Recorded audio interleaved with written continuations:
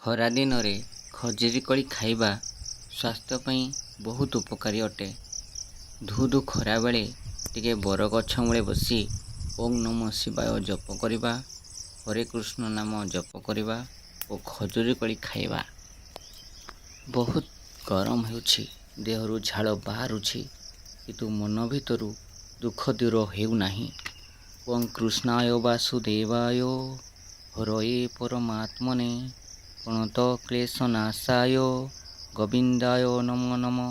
ଆମ୍ବ ଗଛ ମୂଳରେ ବସି ଛାଇରେ ଟିକେ ହାଲକା ହାଲକା ପବନ ଖାଇ ଏହି ନାମକୁ ଜପ କଲେ କିଛି ଦିନରେ ଆମ ମନର ଦୁଃଖ କଷ୍ଟ ଦୂର ହୋଇଯିବ, ସମସ୍ୟାର ସମାଧାନ ବାଟ ଦେଖାଯିବ।